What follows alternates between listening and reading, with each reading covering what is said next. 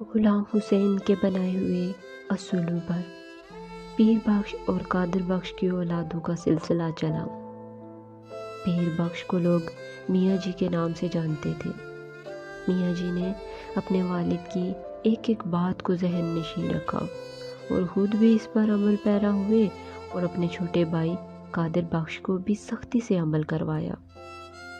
پیر بخش ایک ولی تھے، لہٰذا ولایت کا اثر و رسوخ بھی تھا۔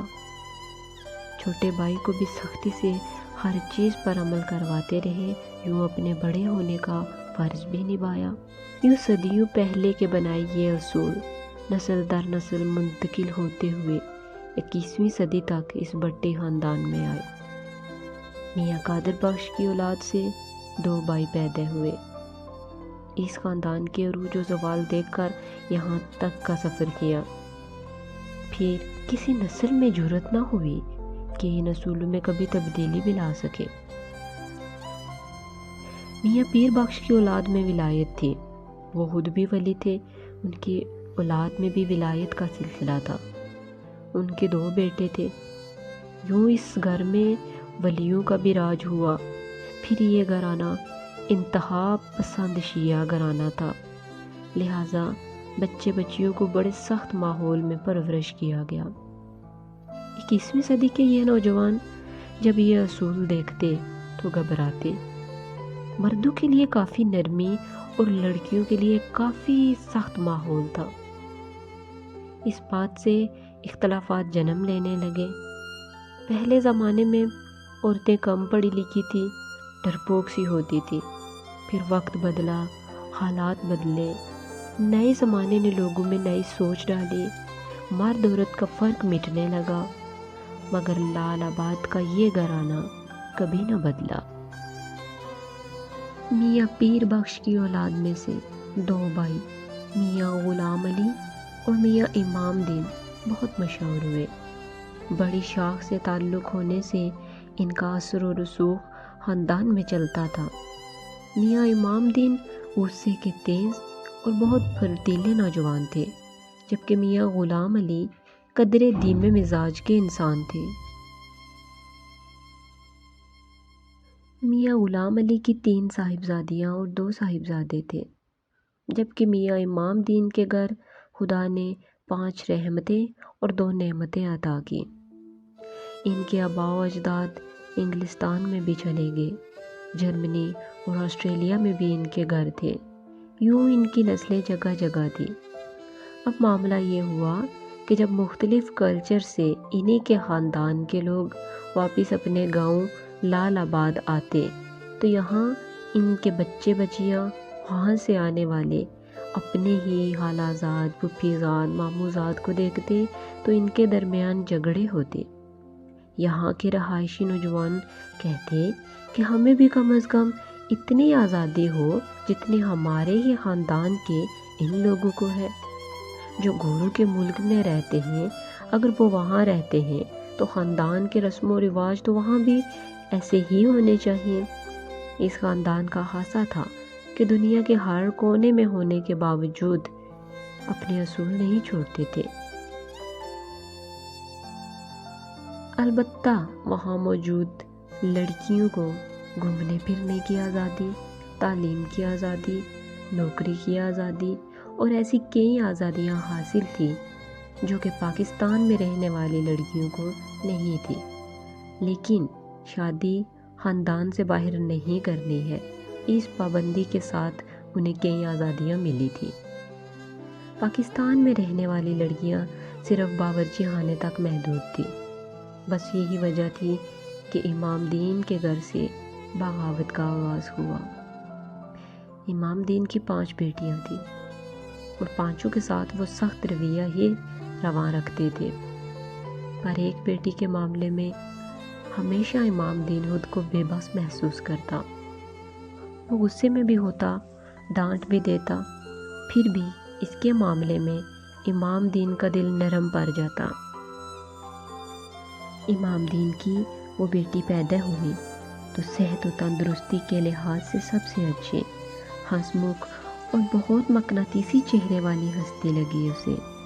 سب نے کہا इमाम दीन, तेरी चौथी बेटी ने तो तुझे रत्ती बराबर ना छोड़ा, ये तो तेरी कापी है। यूँ इमाम दीन अपनी सारी औलाद से ज़्यादा अपनी इस बेटी की तरफ खिंचा चला जाता। जूँ जूँ वो बड़ी हुई, इमाम दीन ने महसूस किया कि उसका हर काम मर्दों वाला है। वो गुड़ियों के बजाय पिस्तौल के साथ खेलती, वो मिट्टी के बर्तन तोड़ देती और कहती, मुझे गाड़ी चलानी है, मुझे गुलेल ला के दो, मुझे पिस्तौल दो, मुझे बल्ला दो। इमाम दीन सोच में पड़ जाता कि हमारे ख़ानदान में तो औरतें ऊंची आवाज़ में नहीं बोलती, ये तो मर्दों के शाना बशाना चलने का बचपन से ही शौक पालने लगी है। आने वाला वक्त उसे सख्त परेशानी में डाल रहा था। इस सोच से वो महरुन्निसा को झिड़कने लगा। बात बात पे रोक टोक शुरू हो गई। महरुन्निसा की माँ को खुसूसी वसीयत की गई कि बेटी को ख़ानदान के तौर तरीके सिखाना शुरू करो।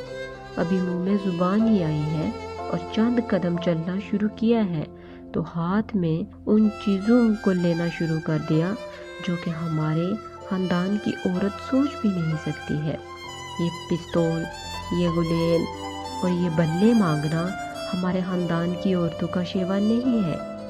मेरे आबा व अजदाद और उनके असूलों में से जो ज़रा बराबर भी कमी बेशी करेगा, मैं उसे जान से मार दूंगा।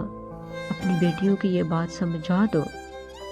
आइंदा मैं ऐसी कोई हरकत ना देखूं जो ख़ानदान के असूलों के मुनाफी हो। इमाम दीन अपनी ताएं पूरी कोशिश कर रहा था कि 21वीं सदी में भी सदियों पुराने असूलों को कायम रखा जाए। इन लोगों को अपने ख़ानदानी जाहो जलालत पर बड़ा नाज था और वो ये कहते थे कि हमने 8 सदियों से ये असूल नहीं बदले। ये हमारे बाबा ग़ुलाम हुसैन के असूल हैं और हमारी हर नस्ल को यही असूल फॉलो करने हैं। दिन महीने साल गुजरे। इमाम दीन की बेटियां स्कूल जाने लगी। बड़ी बेटियों की शादियां भी करा दी गई। बेजोड़ किस्म की शादियां, निकम्मे लड़के, ना रंग ढंग ना तरीका से लिखा। पर ख़ानदानी निज़ाम के तहत ये बेटियां बल्ली चढ़ा दी गई। और ऐसा किसी एक के साथ नहीं, ख़ानदान की कई बेटियों के साथ हुआ, बल्कि इस ख़ानदान में पैदा होने वाली हर लड़की के साथ हुआ। महरुन्निसा स्कूल जाने लगी। सांवला रंग, दुबला पतला जिस्म, मोटी मोटी आँखें, बड़ा बड़ा चेहरा, उस पर बला की संजीदगी, कंधों तक आए से आबाल, जिसको हमेशा पौने की कैद में रखा जाता था, निकलता हुआ कद, कुछ इस तरह की शख्सियत की मालिक इमाम दीन की ये बेटी तालीम के मैदान में माहिर खिलाड़ी के तौर पर उभरी। आए दिन उसके नाम के चर्चे पूरे गांव में होने लगे। पूरे लालाबाद में महरुन्निसा बिनते इमाम दीन इस नाम से चर्चा शुरू हुआ। इमाम दीन की बेटी को फलां वज़ीर से अवार्ड मिला। इमाम दीन की बेटी ने ज़िला भर में पोजीशन ली। इमाम दीन की बेटी ने तकरीरी मुकाबला जीत लिया। इमाम दीन की बेटी ने ड्रामे में शानदार किरदार अदा करके पहला अवार्ड हासिल किया। इमाम दीन की बेटी को वज़ीर आज़म ने शील्ड दी। गर्ज के मैट्रिक तक आते आते इमाम दीन की बेटी ने एक शानदार रिकॉर्ड बना डाला।